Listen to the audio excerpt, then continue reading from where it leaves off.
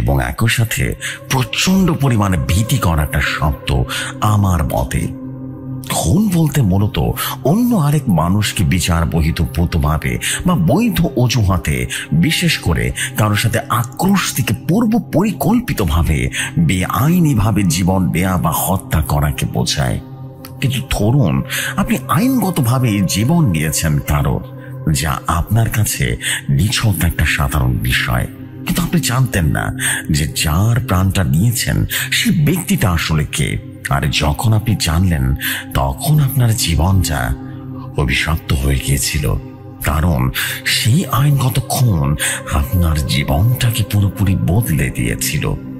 আর যদি এই রহস্যের সমাধান করতে গিয়ে আপনার জীবনে ভৌতিক কোনো জটের আবির্ভাব ঘটে, তখন কিন্তু বিষয়টা স্বাভাবিক থাকে না, বরং বিষয়টা ধীরে ধীরে ভয়ঙ্কর এবং ভীতিকর হয়ে ওঠে, তাই নয় কি? আজকের পর্বে আপনাকে ঠিক এমনই এক অদ্ভুত ঘটনা পাঠাতে চলেছি। বিশ্বাস করুন, এই ঘটনাটি এতটাই ভয়াবহ হতে চলেছে এবং এতটাই রহস্যে ঘেরা এক ভয়াবহ ঘটনা হতে চলেছে, যা শুনবার পর আপনার কাছেও একটাই মাত্র প্রশ্ন আবির্ভূত হবে, এটাও কি সম্ভব? জি হ্যাঁ, এমনই এক রহস্যে ভরা ভয়ঙ্কর সুন্দর ঘটনা পাঠাচ্ছি আমি, অনিমেষ চ্যাটার্জি। তবে ঘটনা শুরু করবার আগে বলতে চাই যে ভাই, আপনি যেভাবে আমার এক্সরসিজম অফ হানশিকা মিত্র গল্পটি শেয়ার করেছিলেন, আমি এক প্রকার হতভম্ব হয়ে গিয়েছিলাম। আমি যখন আমার ভার্সিটির ল্যাবে বসে বসে শুনছিলাম আপনার কণ্ঠটা, ঠিক তখন মনে হচ্ছিল আমার সাথে ঘটে যাওয়া বিষয়গুলো আবারও আমার কাছে একেবারে জীবন্ত হয়ে উঠেছে। আমি শুধু ভাবছিলাম, একটা মানুষ কিভাবে পারে এত সুন্দরভাবে একটা ঘটনাকে ফুটিয়ে তুলতে? আপনার কণ্ঠ, ব্যাকগ্রাউন্ড মিউজিক আর একই সাথে এক এক সময় এক এক মানুষের কণ্ঠ এবং প্রেতের কণ্ঠ শুনে আমার গায়ে কাঁটা দিয়ে উঠেছিল। আমি নিজেও কল্পনা করতে পারিনি এতটা সুন্দর হবে সেই ঘটনা দুটি। আরো বেশি আনন্দিত হয়েছিলাম তখন যখন আপনি আমাকে ইমেল করলেন যে আমার সাথে ঘটে যাওয়া আরো দুটি ঘটনা আপনি শোনাতে চান আপনার শ্রোতা বন্ধুদের সাথে। আমি আপনার উপর ভালোবাসা রেখে আজ আবারও লিখতে বসেছি। আজ এমন এক অদ্ভুত ঘটনা জানাতে চলেছি যা আমার কাছেও এক প্রকার রহস্য হয়ে থেকে গিয়েছে। শুরু করি তাহলে আমার ঘটনাটা আজ থেকে প্রায় 4 বছর আগের ঘটনা। হঠাৎ একটা অদ্ভুত স্বপ্ন দেখে আমার ঘুম ভেঙে যায়। স্বপ্নটা এমন ছিল যে আমি খুব অন্ধকার এক রাতের বেলা এক পরিত্যক্ত বিল্ডিং এ ইনভেস্টিগেশনে গিয়েছি। বিল্ডিংটা ছিল 3 তলা বিশিষ্ট বিল্ডিং। বিল্ডিংটা পুরোপুরি পরিত্যক্ত হয়ে গিয়েছিল, যাকে বলে গত 50 বছরও এই বাড়ির আশেপাশে কেউ আসেনি। বাড়ির চারপাশে সবুজ সবুজ শ্যাওলা ঘিরে ধরেছে, জানালার কাঁচগুলো ভেঙে গিয়েছে, আর দেখে বোঝা যাচ্ছে এখানে প্রেত আত্মাদের বসবাস আছে। আমি বাড়ির ওপরের দিকে তাকালাম, দেখলাম 3 তলা জানালার পাঁচের ফাঁক দিয়ে দুটো চোখ তাকিয়ে আছে। মনে হচ্ছে কেউ যেন উকি মেরে আমাকে দেখছে। আমাকে দেখা মাত্রই সরে গেল সে অদ্ভুত চোখ দুটো। আমি ধীরে ধীরে এগিয়ে যাচ্ছি বাড়ির উপরের দিকে। আমার হাতের টর্চ লাইটটা জ্বালিয়ে দিলাম। দেখলাম বাড়ির সিঁড়িতে রক্তের ছোপ ছোপ দাগ। মনে হচ্ছে একটু আগে কাউকে এখানে মার্ডার করা হয়েছে। এরপর আমি আর দেরি না করে উপরের দিকে উঠে গেলাম। 1 তলা উঠেছি মাত্র, হঠাৎ 1 তলার দরজার সামনে দাঁড়াতেই লক্ষ্য করলাম দরজাটা আপনা আপনি খুলে গেল। মনে হলো কেউ যেন আমাকে স্বাগতম করছে এই বাড়িতে ঢোকার জন্য। আমি কিছুটা ইতস্তত বোধ করছিলাম, তারপরেও নিজের উপরে কিছুটা কনফিডেন্ট হয়ে ঢুকে পড়লাম ভেতরে। ঢুকে রীতিমতো বাজে একটা গন্ধে আমার নাকে আসলো। গন্ধটা এতটাই বিশ্রী ছিল যা আমি বলে বোঝাতে পারবো না। আমি সেই বাসায় ঢুকে লক্ষ্য করলাম দিন হয়ে গেছে। খুব অবাক হয়ে গেলাম। আমি তো একটু আগেও ঘুটঘুটো অন্ধকার দেখলাম, তাহলে এটা কি করে সম্ভব? এই বাসাতে ঢোকা মাত্র চারিদিকে রোদের আলো ঢুকছে। এটা কিভাবে সম্ভব? আমার আর বোঝার বাকি রইল না। এই বাড়ির প্রেতগুলো এসব আমাকে দেখাচ্ছে, ভুলভাল ভ্রান্তি দেখাচ্ছে। আমি জানি এসব কিচ্ছু নয়, এটা সম্পূর্ণ মায়া, ভ্রান্তি, কুহক, আর কিচ্ছু নয়। আমার মস্তিষ্ক নিয়ে খেলছে তারা এখন। আমি সব চিন্তা বাদ দিয়ে আবারও একটু একটু করে এগিয়ে যাচ্ছি। আমি দেখলাম এই বাসাটা 3 রুমের বাসা। আমি ধীরে ধীরে এগোচ্ছি একটা রুমের দিকে। একটা রুমে গিয়ে রীতিমতো থমকে গেলাম। রুমে ঢুকিয়ে দেখলাম হুবু আমার নিজের চেহারার মতোই দেখতে 3 জন অনিমেষ চ্যাটার্জি দাঁড়িয়ে আছে। আর আমার দিকে তাকিয়ে 3 জন ব্যক্তি একসাথে বলে উঠল, অনিমেষ, চিনেছি সবাই। বলতো আমি কি?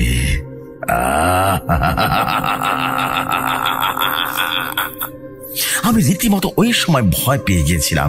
আমি বুঝতে পারছিলাম প্রেতগুলো আমার রূপ ধারণ করে আমাকে ভয় দেখাচ্ছে। আমি দ্রুত মঞ্চ পাঠ করা শুরু করলাম। হঠাৎ লক্ষ্য করলাম ওই প্রেত 3টা অট্ট হাসি দিয়ে বলল, কোনো লাভ হবে না, আজকে তোর ওই বংশ আমাদের কিচ্ছু করতে পারবে না, কিচ্ছু না। আমি দ্রুত ওই রুম থেকে বেরিয়ে গেলাম। বুঝতে পারছিলাম অতিরিক্ত পর্যায়ে শক্তিধর কেউ অবস্থান করছে রুমের ভেতরে। আমি রুম থেকে বেরিয়ে যাওয়ার সাথে সাথে কোথায় যেন হাওয়ার সাথে মিলিয়ে গেল সেই 3 জন অনিমেষ চ্যাটার্জি। এরপর আমি আরেকটা রুমে ঢুকলাম। রুমে ঢোকা মাত্রই কেমন যেন রুমটা শীতল হয়ে আসলো। মনে হচ্ছে এই রুমে একটু আগে তুষারপাত হবে। রুমে কোনো প্রেত দেখতে না পেলেও একটা নুপুরের আওয়াজ হচ্ছিল রুমের ভেতরে। মনে হচ্ছিল কেউ নুপুর পরে নাচছে এই রুমের ভেতরে। আমি রুমে ঢুকে ধীরে ধীরে এপাশ ওপাশ দেখছি। হঠাৎ ফিল করলাম কেউ আমাকে পেছন থেকে স্পর্শ করলো। আমি পেছন ফিরে তাকালাম। দেখলাম একটা কালো আবব আমার ঠিক মুখের সামনে দাঁড়িয়ে আছে আর খিলখিল করে হেসে বলল, অনিমেষ, তোর দিন শেষ।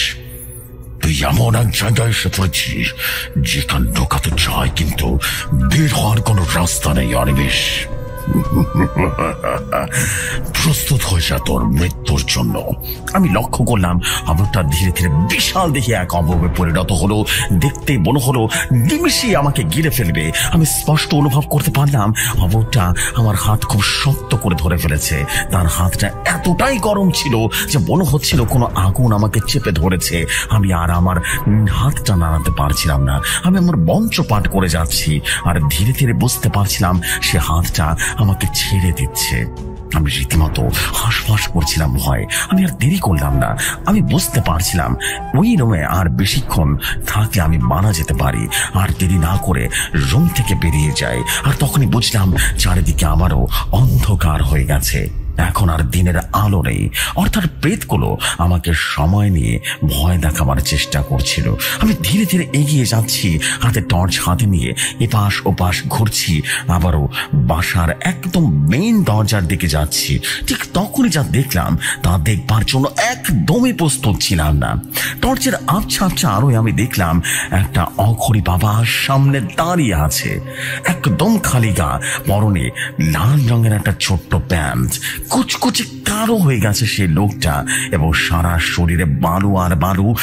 মাথায় বিশাল বড় বড় চুল আর জট পাকি আছে, মুখ ভর্তি দাড়ি। একটা নর কঙ্কালের মাথার খুলি হাতে নিয়ে দাঁড়িয়ে আছে। সেই কঙ্কালটার মাথা থেকে রক্ত চুয়ে চুয়ে মেঝেতে পড়ছে আর পুরো মেঝে রক্তে লাল হয়ে গেছে। আর আমার এখনো মাঝে মাঝে ভাবলে গায়ে কাঁটা দিয়ে ওঠে। এই বিষয়টা ভাবলে আমি একটু ভালো করে টর্চটা লোকটার মুখের উপরে মারতেই আমার শরীরটা রীতিমতো ঠান্ডা হয়ে আসলো। আমার বুকের ভেতরটা হঠাৎ করে ধক করে উঠলো। আমি স্পষ্ট দেখতে পেলাম আরে ওটা তো কাশীনাথ তান্ত্রিক দাঁড়িয়ে আছে, আমার জীবনে একমাত্র ভয়ঙ্কর শত্রু। এই কাশীনাথ তান্ত্রিক আমার জীবনে একমাত্র ব্যক্তি যিনি কিনা আমাকে আমার স্বপ্নে এসে হুমকি দিয়ে গিয়েছিল যে সে আমাকে নজরে নজরে রাখবে এবং আজীবনের জন্য আমার শত্রু হয়ে যাবে এবং সময় মতো তার প্রতিশোধ সে নিয়েই ছাড়বে। আমি কাশীনাথকে শেষ একবারই স্বপ্ন দেখেছিলাম যখন হানসিকা নামের সে মেয়েটাকে আমি কাশীনাথ তান্ত্রিকের কালো জাদুর হাত থেকে রক্ষা করেছিলাম। আজ এতগুলো দিন পর আবারও দেখলাম কাশীনাথ তান্ত্রিককে, কিন্তু তার এমন ভয়াবহ রূপ দেখে আমার সারা শরীর কাঁটা দিয়ে উঠল। আমি আমার জীবনে কোনোদিন একটা প্রেতকে দেখে এতটা ভয় পাইনি যতটা ভয় পেয়েছিলাম সেদিন কাশীনাথ তান্ত্রিকের সে ভয়ঙ্কর চোখগুলো দেখে। যাই হোক, আমি দেখলাম কাশীনাথ তান্ত্রিক নামের সে বৃদ্ধ একদম ভাবলিশূন্য হয়ে দাঁড়িয়ে আছে, যেন চোখে মুখে কোনো প্রাণ নেই। খুব উদাস একটা চেহারা নিয়ে দাঁড়িয়ে আছে, কোনো কথা বলছে না আমার সাথে, আমার দিকে শুধু এক শূন্য দৃষ্টিতে তাকিয়ে আছে। আমি তাকে কিছু বলতে যাব, লক্ষ্য করলাম আমার মুখ আটকে গেছে, যেন অলৌকিক শক্তিতে আমার বুক আটকে দিয়েছে কেউ। মনে হচ্ছিল আমার বুকে কেউ সুপার গ্লুতে রীতিমতো আটকে দিয়েছে। আমি দেখলাম কাশীনাথ তান্ত্রিক ধীরে ধীরে আমার দিকে এগিয়ে এলো, কিন্তু অদ্ভুতভাবে তার হাত পা কিছুই নড়ছে না, কিন্তু তার শরীর আমার দিকে ঠিকই এগিয়ে আসছে। আমার খুব কাছাকাছি আসতেই আরো একটা অদ্ভুত ঘটনা ঘটে গেল।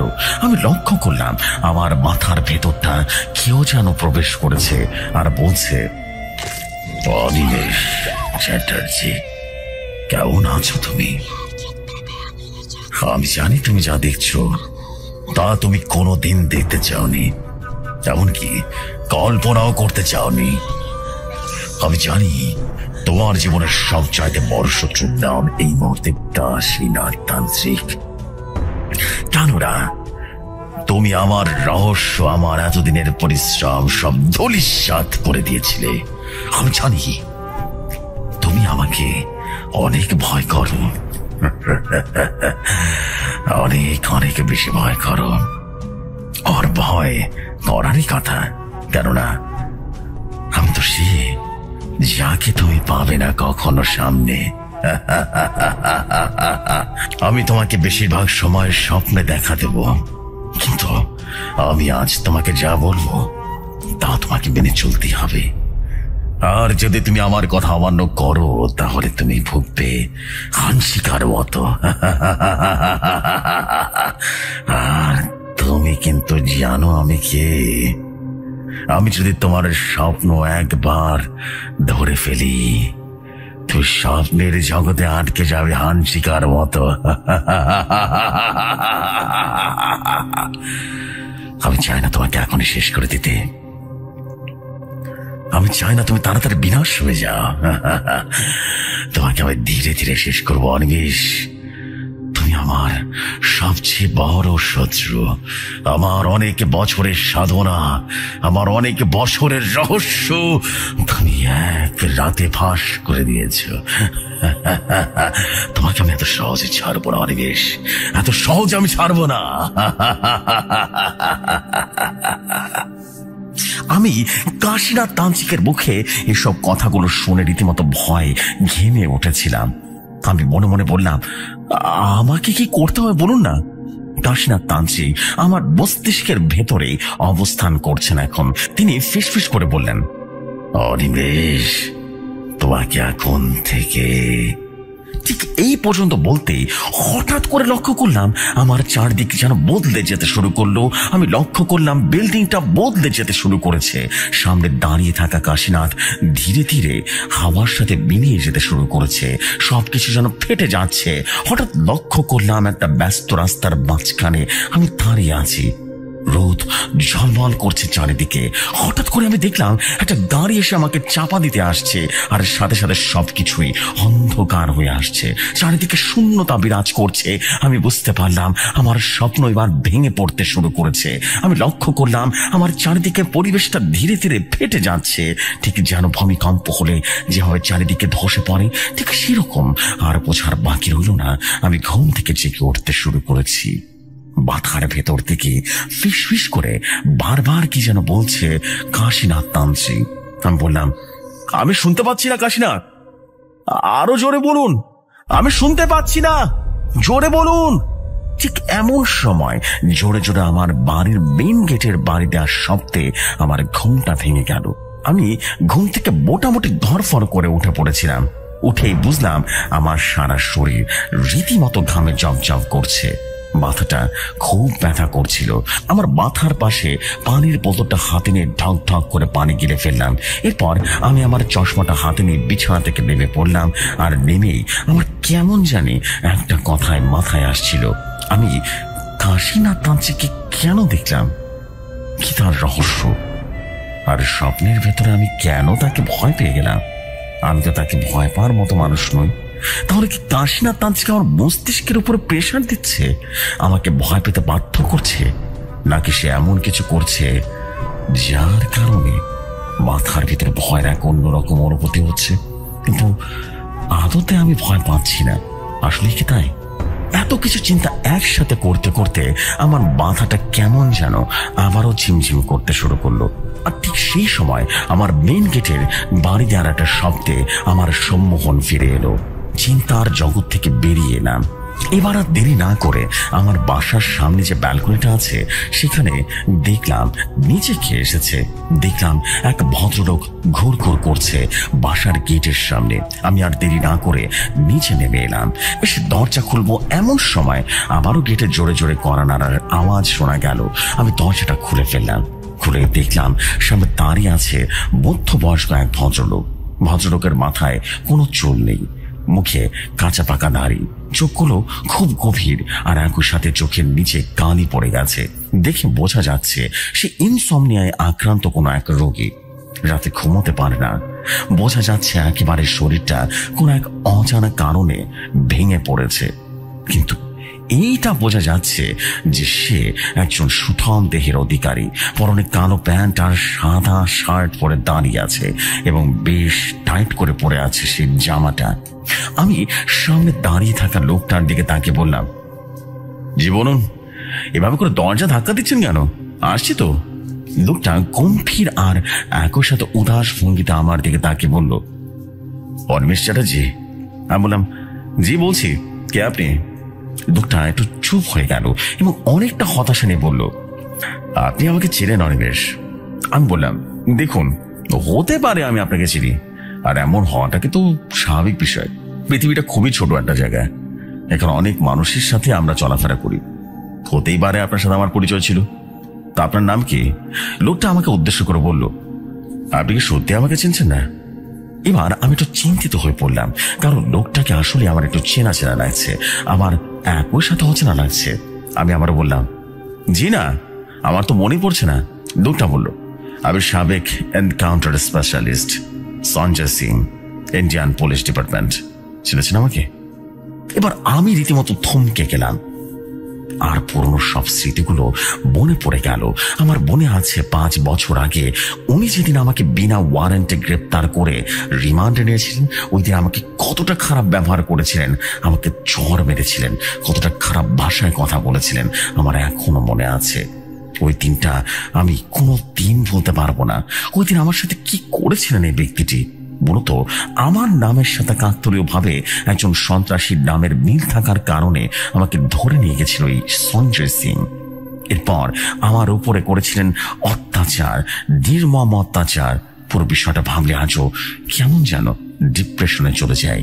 যাই হোক, আমি সঞ্জয়কে বললাম, ও আপনি? জি বলুন, হঠাৎ কি মনে করে এখানে এসেছেন? আজকেও কি আমাকে থানায় যেতে হবে নাকি? হ্যাঁ। সঞ্জয় তখন বললেন, ছি দাদা, এসব কি বলছেন আপনি? আমি আপনাকে একটু আগে কি বললাম, মাথায় আছে তো নাকি? আমি এখন সাবেক এনকাউন্টার স্পেশালিস্ট। আমি এখন আজীবনের জন্য সাসপেন্ড হয়েছি, সাসপেন্ডেড একজন পুলিশ অফিসার। আমি বললাম, বুঝতে পারছি, তো বলুন কি মনে করে হঠাৎ করে আমার কথা মনে পড়লো আপনার? সঞ্জয় তখন বললেন, দাদা আসলে ওই দিনের জন্য আমি ক্ষমা প্রার্থী, আমাকে ক্ষমা করে দিবেন ওই দিনের জন্য। আমি আসলে একটা বিপদে পড়ে আপনার কাছে এসেছি। আমি বললাম, কি বিপদ? সঞ্জয় তখন বলে উঠল, আসলে বিষয়টা ওই প্রেত ঘটিত। আসলে আমি নিজেও একটু কনফিউজড, কারণ এই ভূত, প্রেত, শয়তান, কালো জাদু এইসব একেবারে আমি বিশ্বাস করি না, বুঝলেন। তারপরেও মনে হলো আপনি যেহেতু একজন প্রেত সাধক, তাই আপনার কাছ থেকে হয়তো বা এর সমাধান পাওয়া যাবে। এই কথাটা শুনে আমি রীতিমতো বিরক্ত হয়ে গেলাম, আর বিরক্ত নিয়ে বললাম, আপনাকে কে বলেছে আমি প্রেত সাধক? প্রেত সাধক মানে বোঝেন আপনি? প্রেত সাধক বলতে তান্ত্রিক বোঝায়। আমি কোনো তান্ত্রিক নই, আমি একজন প্রফেসর, পদার্থ বিজ্ঞান পড়াই, আর পাশাপাশি আমি ভূত প্রেত বিষয় নিয়ে বিশ্লেষণ বা গবেষণা করি। আর কখনো কখনো ইনভেস্টিগেশন বা প্যারানর্মাল কোনো কেস এলে আমি সেখানে অবশ্যই যাই, এবং এটা আমার এক প্রকার হবি বলা যেতে পারে। আমি কোনো প্রেত সাধক নই, আশা করি বুঝতে পেরেছেন আপনি। সঞ্জয় তখন বলল, জি বুঝতে পেরেছি, আসলে ব্যাপারটা আমি ওভাবে বোঝাতে চাইনি স্যার। আমি বললাম, আমি বুঝতে পেরেছি আপনি কিভাবে বোঝাতে চেয়েছেন, আর আপনি তো নিজে ভূত প্রেত আত্মা এসব বিশ্বাস করেন না, আপনার হেল্প আমি কিভাবে করব? সঞ্জয় এবার একটু লজ্জা পেয়ে গেল আর কাঁচুমুচু হয়ে বলল, অনিমেষ স্যার, আমি বুঝতে পেরেছি আপনি এখনো আমার উপর রেগে আছেন, কিন্তু স্যার স্যার প্লিজ আমাকে ক্ষমা করে দেবেন স্যার। আমি আপনার কাছে হাত জোড় করে ক্ষমা চাইছি স্যার। স্যার আমার জীবনটা পুরোপুরি বদলে গেছে স্যার, প্রতিটা দিন আমার মৃত্যুর দিকে এগিয়ে যাচ্ছে স্যার। আমাকে ক্ষমা করে দিন স্যার, আমাকে ক্ষমা করে দিন, আমাকে বাঁচান। এই বলে সঞ্জয় রীতিমতো হাও মাও করে কান্নাকাটি করা শুরু করে দিল। আমি এই দৃশ্যটা দেখে রীতিমতো হতভম্ব হয়ে গেছিলাম। এমন দুর্দান্ত অসাধারণ একজন শক্তিশালী লোক কিভাবে এত দ্রুত দুর্বল হয়ে পড়লেন, আর ভাবছিলেন মানুষটা কতটা দুর্বল হয়ে পড়লে আমাকে স্যার বলে অভিবাদন করছেন, যে কিনা আমাকে রীতিমতো থাপ্পড় মেরেছিলেন সেদিন। আর সেই মানুষটা হাত জোর করে ক্ষমা চাইছেন এবং আমাকে স্যার বলছেন। আমি সত্যি ওদিন অবাক হয়ে গেছিলাম। এবার আমি একটু সিরিয়াস হয়ে বললাম, আচ্ছা আচ্ছা এমন করবেন না, আপনি হাত জোর করছেন কেন? শান্ত হন, শান্ত হন সঞ্জয়। সঞ্জয় কিছুটা কান্না থামিয়ে বলল, স্যার একমাত্র আপনি আমার সম্বল, আপনি ছাড়া কেউ আমাকে উদ্ধার করতে পারবে না স্যার। স্যার আমাকে ফিরিয়ে দিবেন না, এই অধমকে ফিরিয়ে দিবেন না স্যার, আমি আজ একেবারে বদলে গেছি স্যার। এই বলে সঞ্জয় রীতিমতো আমার পায়ের কাছে এসে আমার পা চেপে ধরলো আর বলল, স্যার স্যার আপনি আমাকে উদ্ধার করবেন স্যার, আমি আর যে পারছি না। আমি অনেক মানুষের কাছে গেছি স্যার, কেউ আমাকে সুস্থ করতে পারেনি স্যার। আমি আরো কিছু সময় থাকতে চাই পৃথিবীর বুকে, স্যার আমাকে ফিরিয়ে দিবেন না, আর কোনোভাবে ফিরিয়ে দিবেন না। আমার তখন আমার বাবার কথা মনে পড়ে গিয়েছিল। ঠিক এভাবেই আমার বাবার পায়ের কাছে এসে লোকজন তাদের সমস্যা নিয়ে আসতেন, আর বাবা কোনোদিন কোনো মানুষকে ফিরিয়ে দেননি। এমনকি তার একজন শত্রু ছিলেন যিনি শেষ বয়সে আমার বাবার কাছে এসেছিলেন সুস্থতার জন্য। আমার বাবা তাকেও ক্ষমা করে দিয়েছিলেন। আমার বাবা আমাকে প্রায় বলতেন, শোনো অনিমেষ, ক্ষমা এমন এক শক্তিশালী জিনিস যা সবার মধ্যে থাকে না। ক্ষমা হলো সৃষ্টিকর্তার সবচেয়ে বড় নিয়ামত, এই পৃথিবীর সবচাইতে বড় শক্তিশালী জিনিস। এই শক্তির কাছে অনেক বড় বড় শক্তি হার মেনে নেয়। আমার বাবার কথাটা মনে পড়তেই আমি সাথে সাথে সঞ্জয়কে মাটি থেকে উঠিয়ে আমার বুকে জড়িয়ে ধরে বললাম, সঞ্জয় আমি আপনাকে ক্ষমা করে দিচ্ছি সঞ্জয়, আপনি শান্ত হন, আমি আছি তো, আমি আপনাকে হেল্প করব, আপনি শান্ত হন, প্লিজ শান্ত হন, কান্না করবেন না প্লিজ, আপনার মতো এত শক্তিশালী মানুষ এভাবে কাঁদে না, আপনি শান্ত। সঞ্জয় কাঁদো কাঁদো হয়ে বলল, সত্যি আপনি আপনি আমাকে ক্ষমা করে দিয়েছেন স্যার, আপনি আমাকে ক্ষমা করে দিয়েছেন। সঞ্জয়কে দেখে বোঝা যাচ্ছিল সে পুরোপুরি মানসিকভাবে ভেঙে পড়েছেন।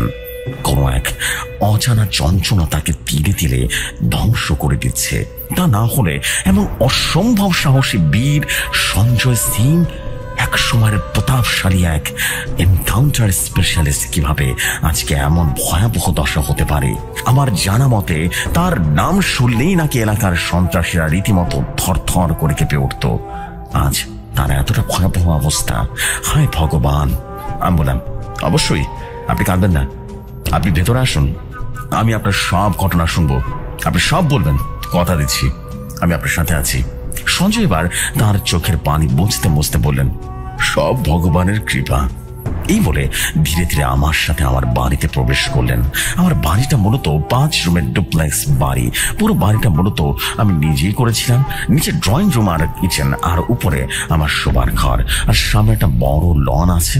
এই লনে বসে বসে আমি মূলত আমার টাইম পাস বা চা কফি খাই, আর ডায়েরিটা নিয়ে বসে বসে পড়ি। কখনো কখনো উদাস মনে আনসলভ কেসগুলো ঘাটাঘাটি করি। আমি সঞ্জয়কে আমার ড্রয়িং রুমে বসতে বললাম।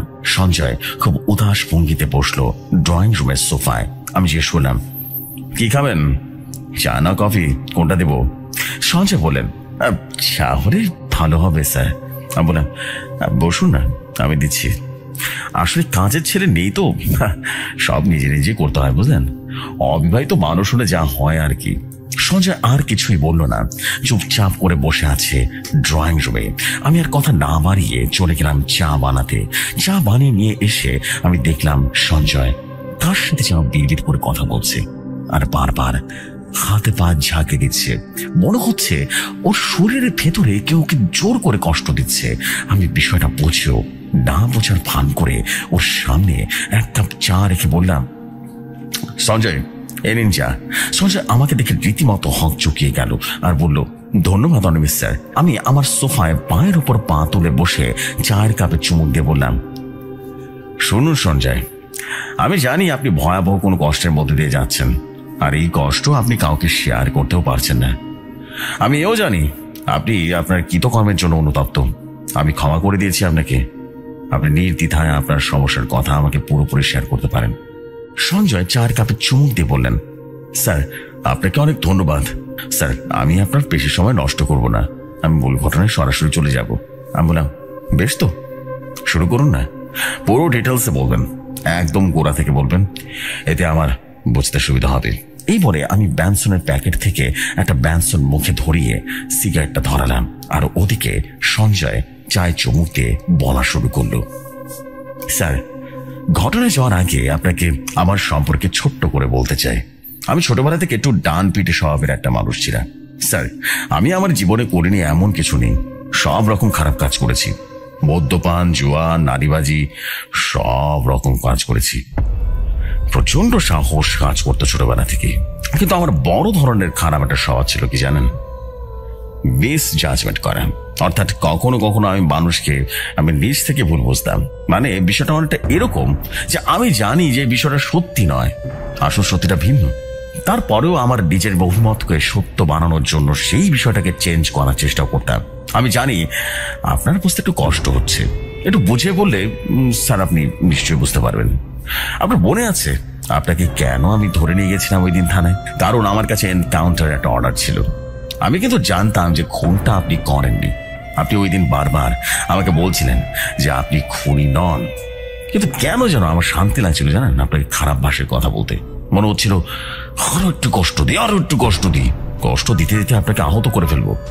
নিশ্চয় মনে আছে রিমান্ডে বসে যখন আপনাকে কষে একটা চড় দিয়েছিলাম আপনার গালে, তখনই আপনি আমার দিকে তাকালেন এক অদ্ভুত দৃষ্টিতে। আপনি জানেন স্যার ঠিক ওই মুহূর্তে না আমি আর পারছিলাম না আপনাকে কষ্ট দিতে। আমার হাত পা মুহূর্তে ঠান্ডা হয়ে গেছিল, কেমন যেন ভার হয়ে গেছিল, অসার বলে না, মানে মনে হচ্ছিল যেন আমার সবকিছু আমার শরীর অবশ হয়ে যাচ্ছে, এরকম হয়ে যাচ্ছিল স্যার। আর মানে একই সাথে আপনার চেহারার ভিতরে একটা অদ্ভুত পরিবর্তন দেখেছিলাম, আপনার চোখের দৃষ্টি স্যার। আরে বাবারে বাবা, ওই ভাবলে আমার গায়ের লোম দাঁড়িয়ে যাচ্ছে স্যার। এই দেখুন না এখনো গায়ের লোম দাঁড়িয়ে যাচ্ছে। আমি স্তব্ধ হয়ে গেছিলাম, আপনার চোখের ভিতরে আমি এক অন্য জগৎ দেখেছিলাম স্যার। কিছু মুহূর্তের জন্য যা দেখে আমি একদম নীরব হয়ে গেছিলাম। হঠাৎ করে আমার ভেতরে শয়তানটা বেরিয়ে গেল।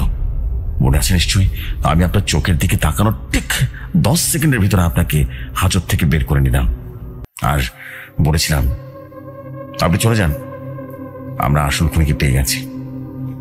আমার না এই এনকাউন্টার কিলিং করতে করতে এমন একটা স্বভাব হয়ে গেছিল যে আমি কাউকে কষ্ট দিতে না পারলে স্যার ঠিক থাকতে পারতাম না। মানুষের কষ্টে আমার অনেক শান্তি লাগতো। ধীরে ধীরে সময় চলে যায় আর স্যার আমি আবিষ্কার করি আমি এক বিরল রোগে আক্রান্ত হয়েছি। রোগটার নাম স্যাডিজম। যে রোগে আক্রান্ত হলে রোগী অন্যকে কষ্ট দিয়ে কিংবা অপরের দুঃখ কষ্ট দেখে প্রচন্ড আত্মতৃপ্তি অনুভব করে। কিন্তু যখন আমি এই বিষয়টা আবিষ্কার করেছিলাম স্যার, ততদিনের সময় অনেক পেরিয়ে গেছে।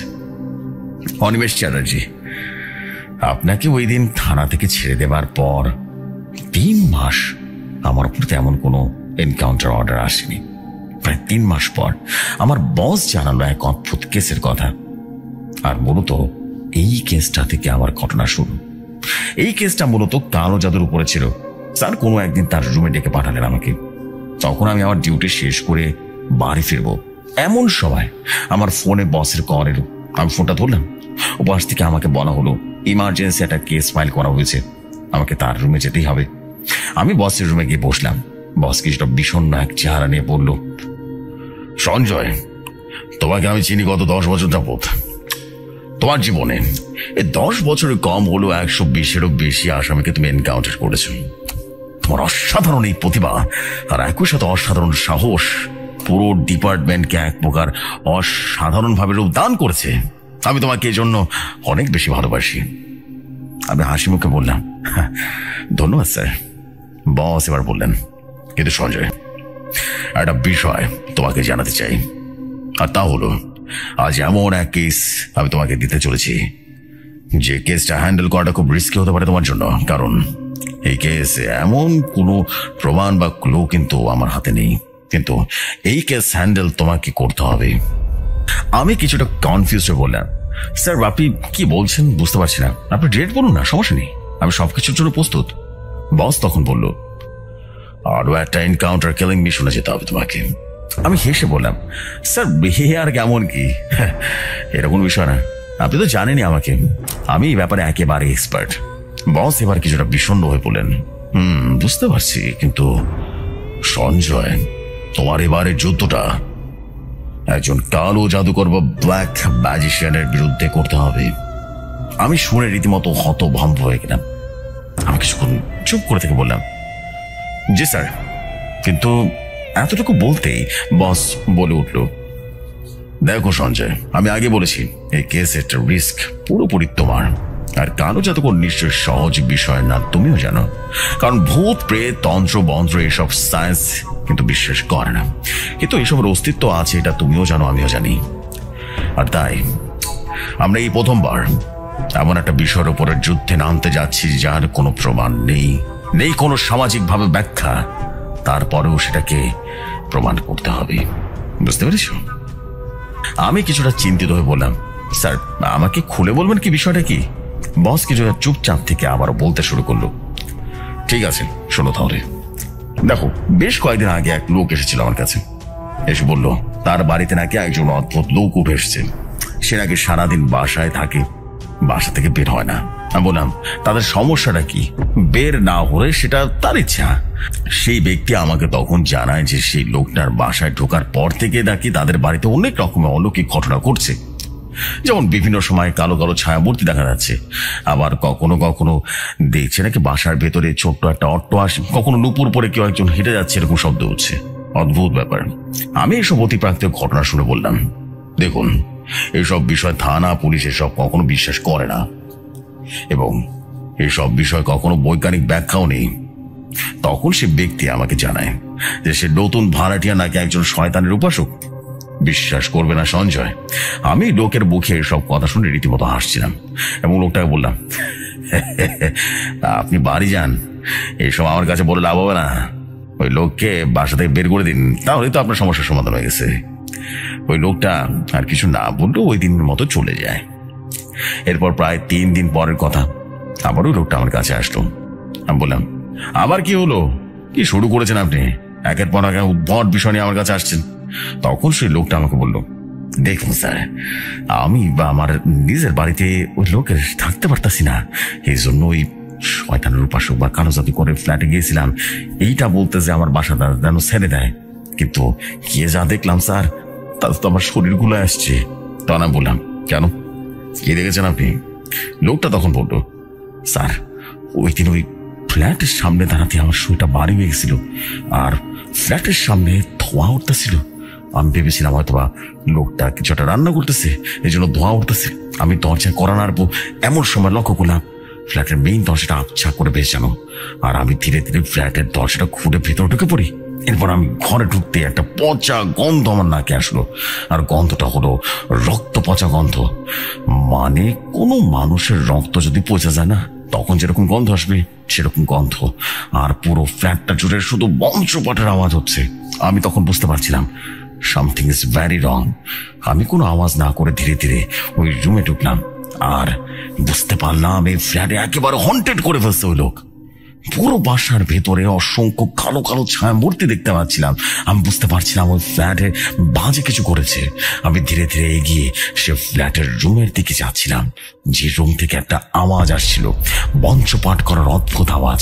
আমি খুব পা টিপে টিপে এগিয়ে গেলাম, দেখলাম তা দেখার জন্য একেবারে প্রস্তুত ছিলাম না স্যার। আমি জমে গিয়ে অদূরে দাঁড়িয়ে দেখলাম সে লোকটা আসন পেতে বসে আছে, আর তার সামনে একটা বড় পেয়ারা বাটি, সেখানে রক্ত একেবারে ছুঁয়ে ছুঁয়ে পড়ছে, আর পেয়ারা বাটির সামনে ছোট্ট বাচ্চার মাথার খুলি দেখে বোঝা যাচ্ছে বাচ্চাটাকে একটু আগে মেরে ফেলা হয়েছে, আর বাচ্চাটার বডির সে মাথাটা ঠিক পাশেই। আমার আর বুঝতে বাকি রইল না এই লোকটা পিশাচ সিদ্ধ হতে চলেছে। এই লোক বাচ্চাটাকে শয়তানের উদ্দেশ্যে বলে দিতে যাচ্ছে। আমি এই দৃশ্য দেখে আর দেরি না করে আমার পকেটে থাকা ফোনটা বের করে ছবি তুলে রাখি, এবং তারপর দেরি না করে দ্রুত ওই বাসা থেকে বেরিয়ে সরাসরি আপনার সামনে থানায় উপস্থিত হয়েছে স্যার। কারণ আমি জানি আমি যদি একটু দেরি করি তাহলে অনেক বড় বিপদ হতে পারে। আমি লোকটার কথা শুনে রীতিমতো চমকে গেলাম আর বললাম, কই দেখি ছবিটা? লোকটা আমাকে ছবিটা দিল। আমি ছবিটা ভালো মনোতে দেখলাম আর বললাম, আচ্ছা আমি ফোর্স পাঠাচ্ছি এখনই, আপনি চলুন আমার সাথে। এরপর আমি যথারীতি ওই লোকের বাসায় চলে যাই। ওই ফ্ল্যাটে কোনো সমস্যা নেই গিয়ে দেখলাম, আর নেই কোনো বাচ্চার লাশ, নেই কোনো রক্ত, শুধু ওই তান্ত্রিকের বাসায় ছিলেন। ওনার সাথে কথা বললাম, জিজ্ঞেস করলাম যে কাউকে ফোন করেছিলেন কিনা উনি।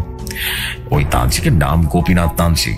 গোপীনাথ আমাকে বলল, দেখো আমি তান্ত্রিক ঠিক আছি, কিন্তু আমি মানুষের চিকিৎসা করি সাহেব।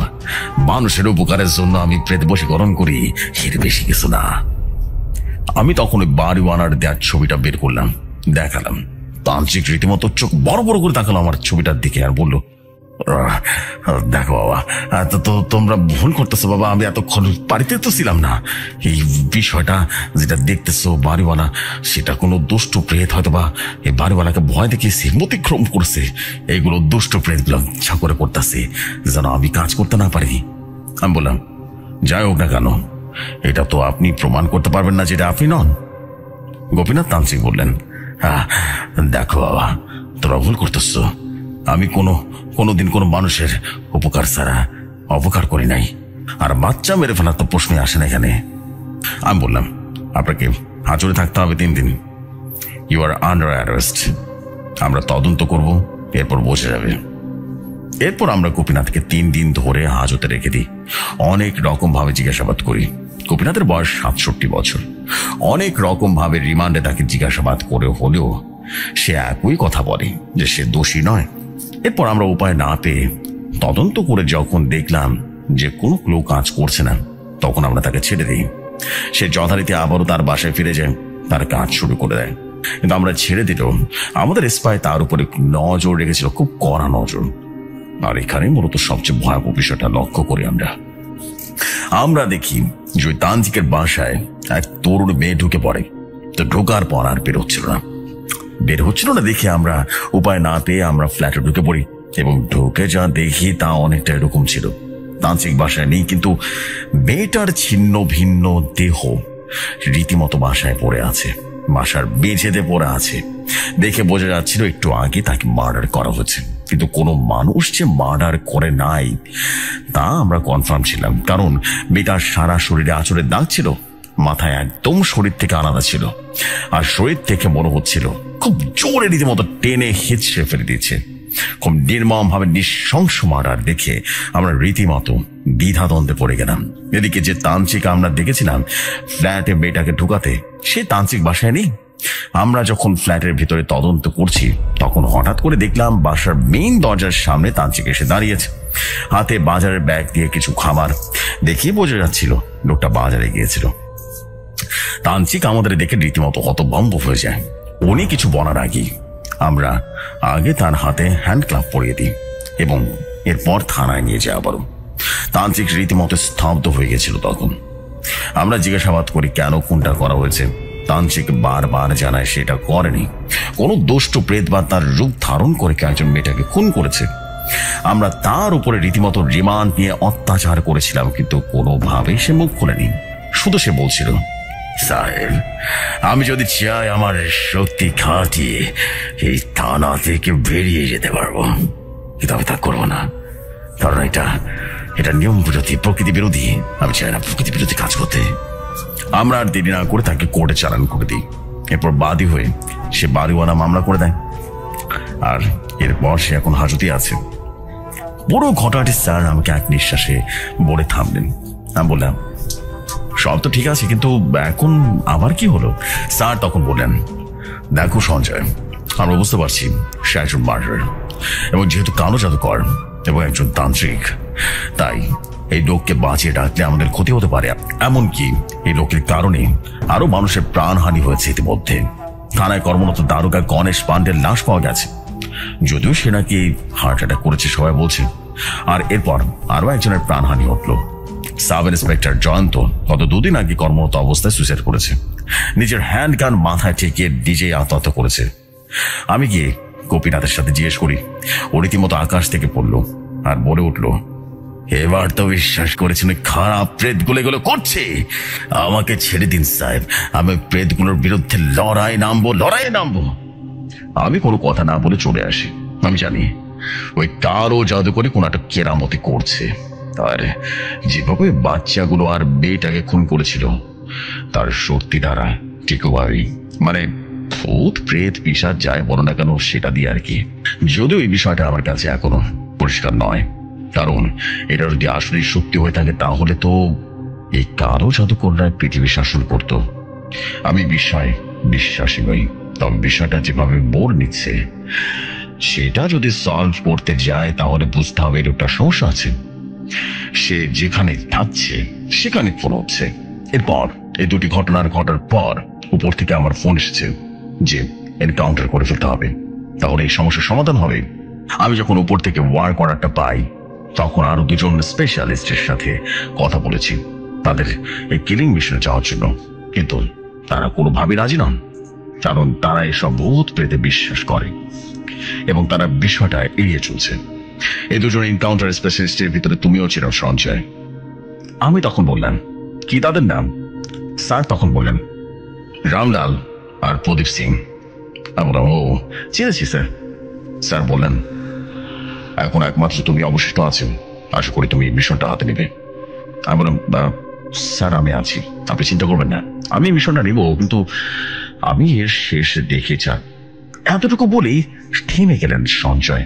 আমি লক্ষ্য করলাম সঞ্জয়ের শরীরটা কেঁপে কেঁপে উঠছে আর বুকটা ধীরে ধীরে সাদা হয়ে আসছে।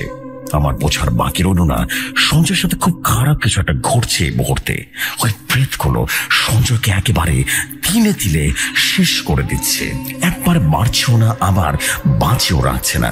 আমি স্পষ্ট লক্ষ্য করলাম সঞ্জয়ের মাথার পেছন দিকে 2টা কালো কুচকুচে চিকন ধরনের হাত, এবং হাতের আঙ্গুলগুলোর নখগুলো ছিল কাকের মতো। সেটা যেন ধীরে ধীরে সঞ্জয়কে গ্রাস করার চেষ্টা করছে। সঞ্জয় এবার মাথা ঝাঁকি দিল। সঞ্জয় বারবার হাত পা নাড়াচ্ছে আর ঝাড়ি দিচ্ছে, বড় হচ্ছে তার হাত কোনো অদৃশ্য কিছু খুব জোরে জোরে পেঁচিয়ে ধরছে। আমি লক্ষ্য করলাম মুহূর্তেই সঞ্জয়ের চোখের মণিটা সাদা হয়ে গেল, আবারও কয়েক মুহূর্তের মধ্যেই একেবারে স্বাভাবিক হয়ে গেল। এরপর সঞ্জয় হঠাৎ করে কণ্ঠ বদলে ফেলল আর ভারী কণ্ঠে বলল,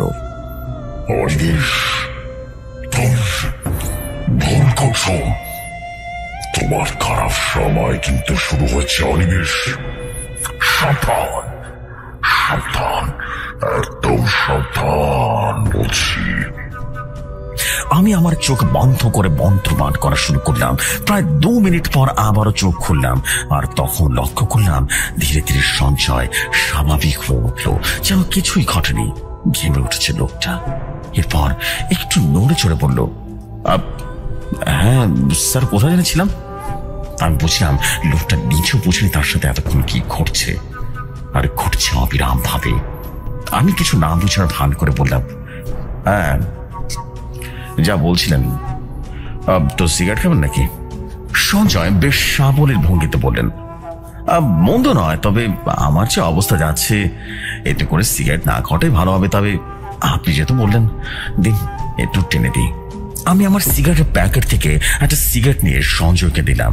সঞ্জয় সিগারেটটা একটু টেনে আবারও বলতে শুরু করলেন। স্যার আমাকে সবকিছু বুঝিয়ে দিলেন। আমি স্যারের রুম থেকে বেরিয়ে গেলাম। বাসায় গিয়ে ফ্রেশ হয়ে রাতের খাবার খেয়ে ঘুম দিলাম। আর তখনই ঘটলো এক অদ্ভুত ঘটনা। আমি ঘুমের মধ্যে একটা বাজে স্বপ্ন দেখলাম।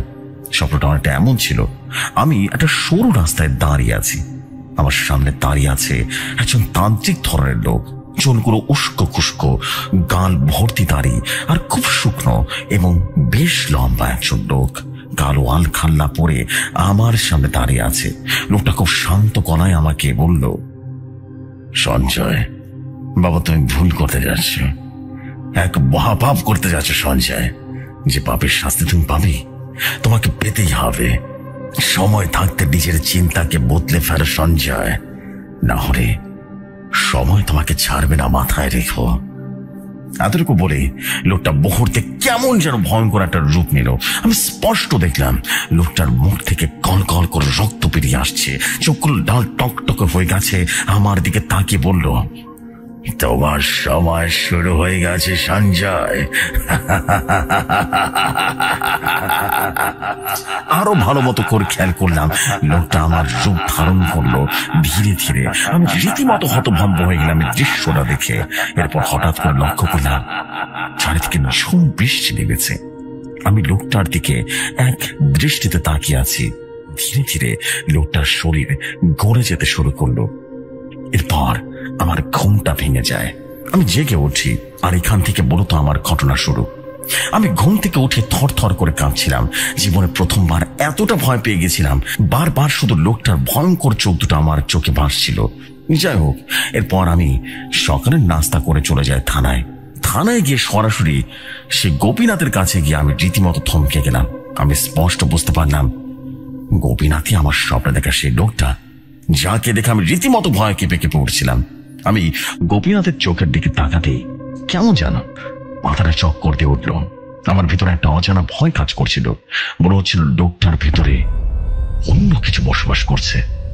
কি ভয়াবহ গভীর একটা চোখ স্যার, যা কোনো মানুষকে সম্মিলিত করে ফেলতে পারে। আমি গোপীনাথকে বললাম, আপনি গোপীনাথ? গোপীনাথ বলল, যে আমি এটাও জানি আপনি কেন এসেছেন আমার কাছে। আমি গোপীনাথকে বললাম, কেন এসেছি বলুন তো? গোপীনাথ বলল, আজ 12টায় আমাকে নিয়ে যাবেন তো? আমাকে মেরে ফেলবেন তো? এনকাউন্টার করে, তাই না? আমি রীতিমতো হতভম্ব হয়ে গেলাম আর বললাম, আপনাকে কে এই খোঁজ দিয়েছে বলুন তো? গোপীনাথ কিছুটা হাসি মুখে বলল, পেছনে তাকিয়ে দেখুন না সঞ্জয় সাহেব। আমি না ভয় ভয় পেছনে তাকিয়ে দেখলাম, আরে আমার পেছনে একটা গোপীনাথ দাঁড়িয়ে আছে। আর সেই গোপীনাথকে আমি গত রাতে স্বপ্নে দেখেছি। এটা কিভাবে সম্ভব? সে এখন আমার বাস্তবে দাঁড়িয়ে আছে আমার পেছনে। মুখ দিয়ে গল গল করে রক্ত বের হচ্ছে, আর চোখের মনি নেই, চোখ দিয়ে রক্ত ঝরছে।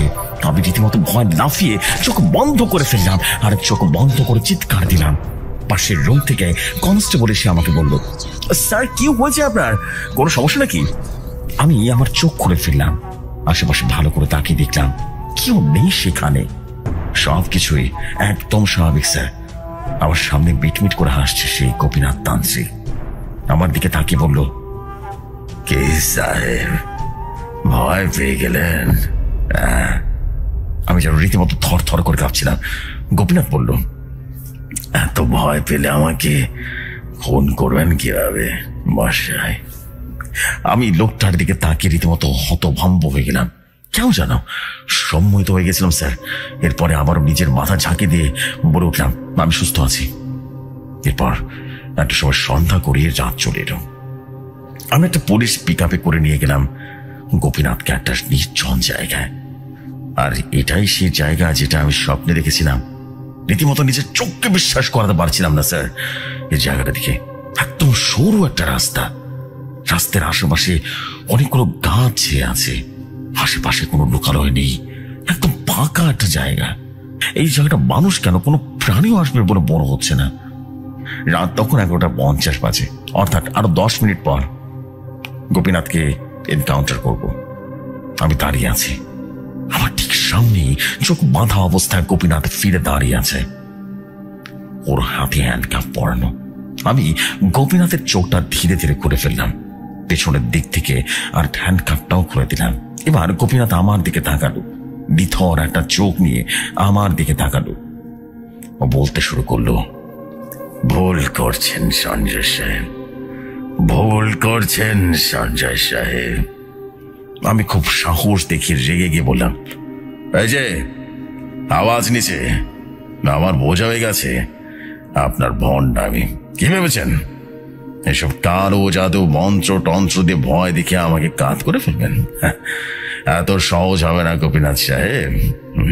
আমার নাম সঞ্জয় সিং, বীর সঞ্জয় সিং, এনকাউন্টার স্পেশালিস্ট। আমার নিশানা কখনো চুকে যায় না।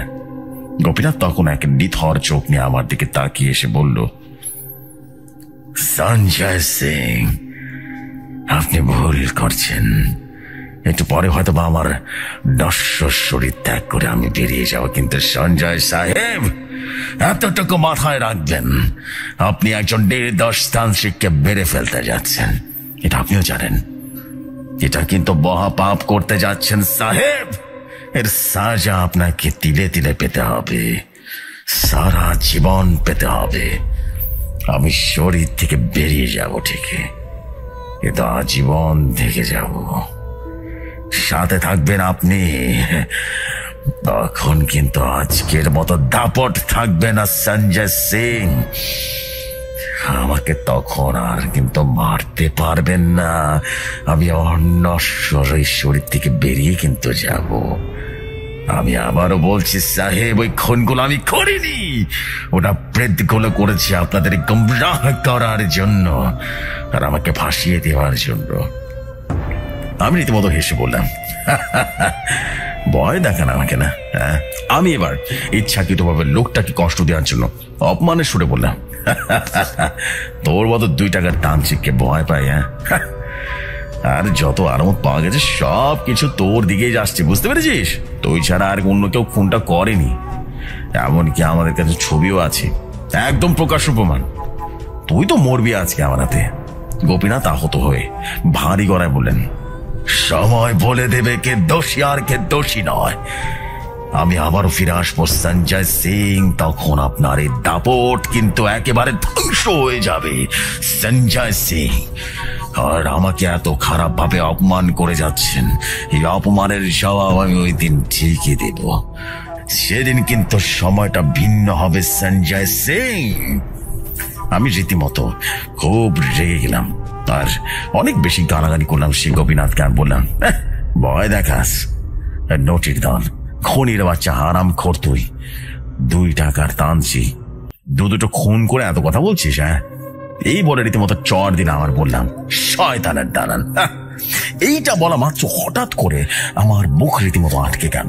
আমি আর কোনো কথা বলতে পারছিলাম না স্যার। হঠাৎ করে লক্ষ্য করলাম আমার সারা শরীর মুহূর্তে প্যারালাইজড হয়ে গেছে, আর যেন আমি মূর্তির মতো হয়ে গেছি। আর মূলত এই বিষয়টা আমার জীবনকে ধ্বংস করে দিয়েছিল, জানেন স্যার।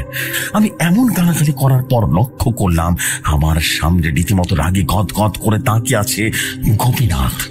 লক্ষ্য করলাম তার চোখে কোনো মনে নেই। আমি দেখলাম আকাশে বিজলি চমকে গেল, চারিদিকে বৃষ্টি হতে শুরু করলো, একদম শূন্যতা। চারিদিকে দেখলাম মুহূর্তেই যেন অন্ধকার। এরপর লক্ষ্য করলাম এক অলৌকিক বিষয়, আর তা হলো আমি দেখলাম গোপীনাথ ধীরে ধীরে লম্বা হতে শুরু করলো। আর ওর পেছনে আশেপাশে চারিদিকটা দেখলাম শুধু গোপীনাথের মতো অসংখ্য মানুষ দাঁড়িয়ে আছে। তাদের সবার চোখ দিয়ে রীতিমতো রক্ত গড়িয়ে গড়িয়ে পড়ছে। বুক থেকে কালো আলকাচ্চার মতো কিছু একটা বেরিয়ে আসছে। সবার চেহারা হুবহু গোপীনাথের মতো দেখতে। এতগুলো আবু দেখে আমার যেন গা হিম হয়ে গেল। আর এতগুলো মানুষ একসাথে আমার দিকে তাকিয়ে হাসা শুরু করলো।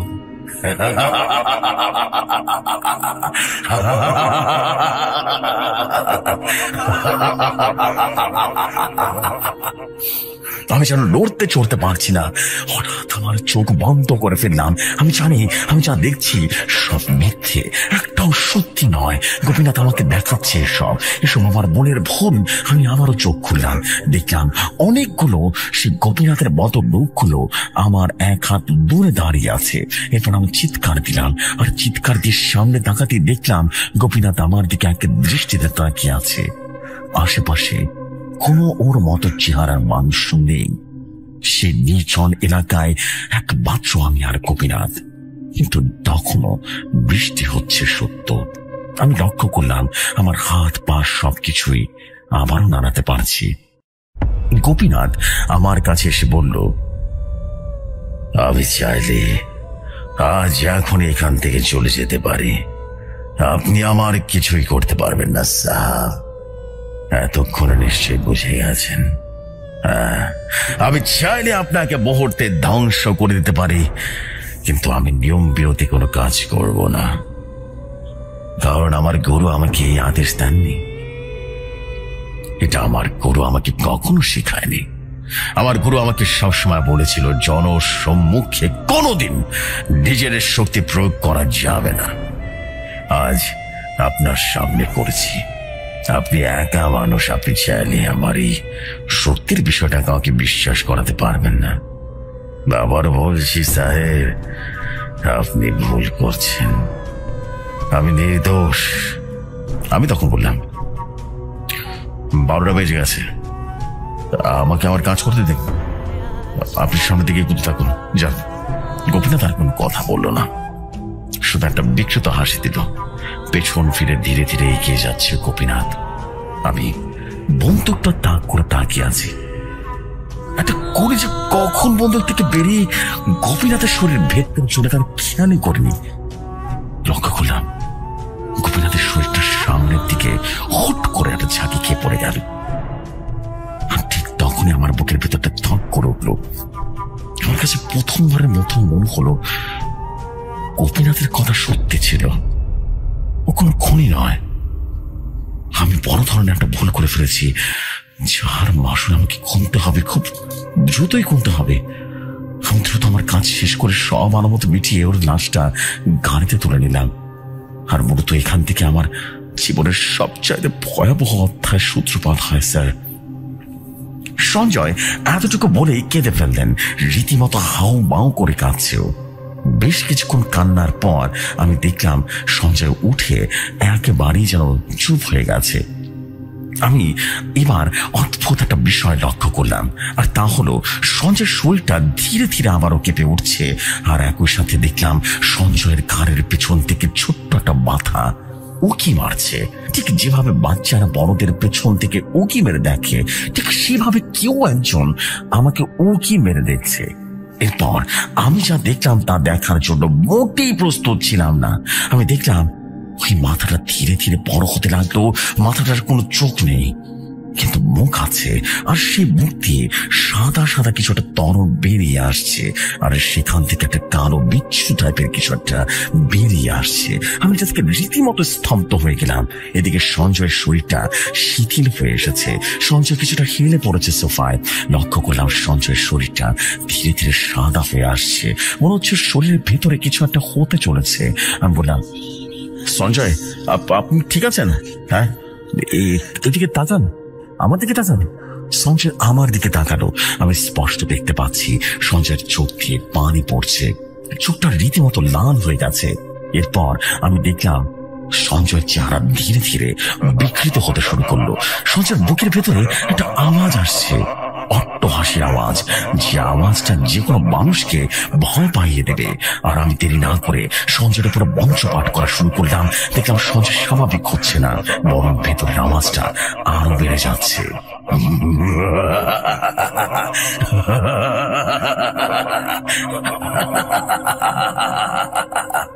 এরপর আমি চোখ বন্ধ করে মঞ্চ পড়া শুরু করলাম। কতক্ষণ মঞ্চ পড়ছে আমি নিজেও জানি না, কিন্তু আমি বুঝতে পারছিলাম আমার চারিদিকটা ভারী হয়ে আসছে।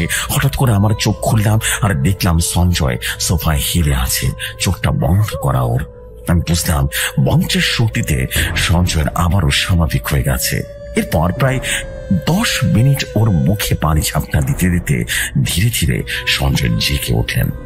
এরপর হাঁপাতে হাঁপাতে বললেন, দাদা একটু জল হবে, আমার না খুব তৃষ্ণা পেয়েছে। আমি ওকে জল দিলাম। সঞ্জয় ঢাক ঢাক করে সব জল গিলে ফেললো। বাইরে তাকিয়ে দেখলাম সন্ধ্যা হয়ে গিয়েছে। সঞ্জয় জল গিলে বলল, স্যার কোথায় যেন ছিলাম। আমি সঞ্জয়ের ভয়াবহ অবস্থা দেখে তাকে থামিয়ে দিয়ে বললাম, সঞ্জয় আজ আপনার মনে হয় দেরি করা উচিত হবে না, এখন সন্ধ্যা হয়ে গেছে। আর আমি যা বুঝতে পারছি এই বিষয়টা বেশ ভয়াবহ এবং বেশ গভীর হয়ে গেছে। এটা সময় লাগবে। আমি কথা দিচ্ছি আপনাকে আমি সাহায্য করব। আর আপনার ভেতরে যে আছে সে কিন্তু সমাজ আপনাকে ছেড়ে যাবে না। সঞ্জয় কথাটা শুনে বেশ বিষণ্ণ হয়ে পড়ল। স্যার আজ তাহলে উঠি নাকি? আমি সঞ্জয়কে বললাম, আজই আপনার পুরো ঘটনাটা শুনতাম, কিন্তু অনেক রাত হয়ে যাচ্ছে, তাই আজ না, কাল আপনার বাসায় বসে বাকি ঘটনা শুনব, কেমন? সঞ্জয় বলল, এটা তো খুব ভালো হয় তাহলে। আমি বললাম, আপনি তাহলে আর দেরি করবেন না, চলুন আপনাকে আমি নিজে গিয়ে পৌঁছে দিয়ে আসবো বাসায়। সঞ্জয় হাসি মুখে বললেন, হ্যাঁ জি আছে স্যার। এরপর আমি একটা ট্যাক্সি ভাড়া করলাম আর আমি সঞ্জয়ের গাড়িতে উঠে চুপ করে বসে রইলাম, কোনো কথা বলছি না। হঠাৎ একটা পুরনো বাড়ির সামনে সে ট্যাক্সিটা থামলো। আমি ট্যাক্সি থেকে নেমে বাড়িটার দিকে ভালো করে তাকালাম। কম করে হলো 60 বছর পুরনো একটা বাসা হবে। ব্রিটিশ আমলের বাড়ির মতোই সে পুরনো বাড়ি। আমার ওর সাথে আসার একমাত্র উদ্দেশ্য ছিল ওর বাসাটা চিনে রাখা। গাড়ি থেকে নেমে সঞ্জয় বলল, স্যার এক কাপ চা খেয়ে যাবেন কি? আমি বললাম, না না আজ না, দেরি করবো না আজকে। আজ আপনার বাসাটা চিনে গেলাম, কাল সময় করে চলে আসবো, আমি পুরো ঘটনাটা শুনবো। এই বলে বাড়িটার দিকে তাকালাম আর রীতিমতো আমার বুকটা থক করে উঠলো। কি? আমি বাড়ির উপরে তলার জানালার দিকে তাকিয়ে দেখলাম ওখানে একটা সঞ্জয় দাঁড়িয়ে আছে। এটা কিভাবে সম্ভব? আমি লক্ষ্য করলাম ও আমার দিকে লক্ষ্য করছে। এদিকে আমার সঙ্গে দাঁড়ানো সে সঞ্জয়ের হাসি মুখে আমার দিকে তাকিয়ে আছে। আমি বুঝে গেলাম ঘটনাটা আসলে বেশ ভয়াবহ হতে চলেছে। জাদুকরের ঘটনা ছাড়াও আরো ভয়ঙ্কর ঘটনা আছে এর মধ্যে। আমি আবার উপরের দিকে তাকিয়ে দেখলাম, জানালার দিকে তাকিয়ে লক্ষ্য করলাম কেউ নেই সেখানে, শুধু একটা ছায়া নড়াচড়া করছে। আমি সঞ্জয়কে বললাম, আজ তাহলে চলি, কেমন? কাল আমি দুপুরের দিকে আসবো আপনার বাসায়, এরপর পুরো ঘটনাটা শুনবো, একদম ডিটেলে বলবেন আপনি। সঞ্জয় তখন বলল, জি আছে স্যার। এরপর আমার ভাড়া করা ট্যাক্সিতে উঠে পড়লাম।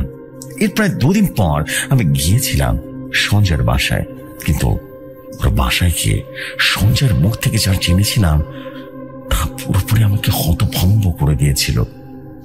এক ভৌতিক রহস্য সমাধান করতে গিয়ে এমন এক ভয়ঙ্কর অধ্যায়ের ভিতরে আমি জড়িয়ে যাব ভাবতেই পারিনি। আমি আমার এক জীবনে এতটা ভয়াবহ রহস্যময় ঘটনার সমাধান করিনি আগে। প্রিয় ভাই, আজকের ইমেলটা বেশ বড় হয়ে গেছে। পুরো ঘটনাটা আমি এক পর্বেই দিতে পারতাম, কিন্তু পারলাম না। তবে ভগবান বাঁচিয়ে রাখলে এর পরবর্তী পর্বে শুনবেন কিভাবে আমি কেসটা সলভ করেছিলাম। শুধু এতটুকু বলতে চাই, আমি জীবনে প্রায় 450 উপরে বেশি কেস সলভ